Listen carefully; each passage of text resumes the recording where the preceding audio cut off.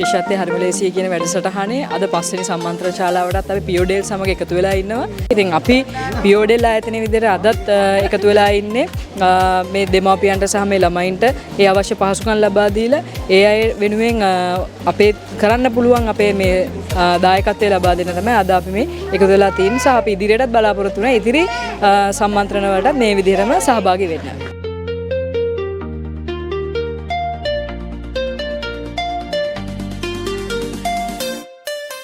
කිරිත එක ගැන කතා කරොත් ඒක ඇත්තටම මම පාවිච්චි කරේ අද ගොඩක් රසයි. ඇත්තටම මම ඒ කිරිතේ පාවිච්චි කරන ප්‍රමාණය අඩුයි. නමුත් මම පහුගිය දවසේ දරුවට ගිහින් දීලා ඊට පස්සේ දරුවෝ දැකලා කියනවා දැන් අම්මේ ආයේ දාර කිරිච්ච පොඩි පැකට් එක නේද මෙයා අද ඇවිල්ලා අපිට කිරිත එකක් විදියට දෙන්නේ කියලා.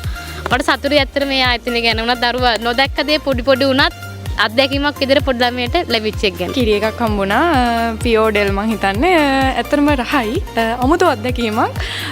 ඔයාලටත් try කරලා බලන්න පුළුවන්. ගොඩක් රසයි. කියලා කියන්නේ කලින් ගොඩක් දේවල් ටෙස්ට් කරලා තියෙනවා. ඒකට මේකේ අමුතුම වෙනස් රසයක් දැනෙනවා මට. ගොඩක් රසයි. මේ හොඳට කියන්නේ හොඳ උකු ගතියක් තියෙනවා. ඉතින් ඕන කෙනෙක්ට බොන්න පුළුවන් බය නැතුව. හරිම රසයි. මේ උකු රස තියෙනවා. ගොඩක් රහයි. ළමයින්ට වැඩසටහන් කරගෙන යන අවස්ථාවේදී පියෝඩෙල් සමාගම විදියට අපි සභාපතිතුමාගේ අනුමත අනුව අපි මේ සත්කාර වැඩසටහනට අපේ දායකත්වය ලබා දෙනවා. ඒ වගේම රට පුරා මේ වගේ වැඩසටහන් ගොඩක් කරනවා.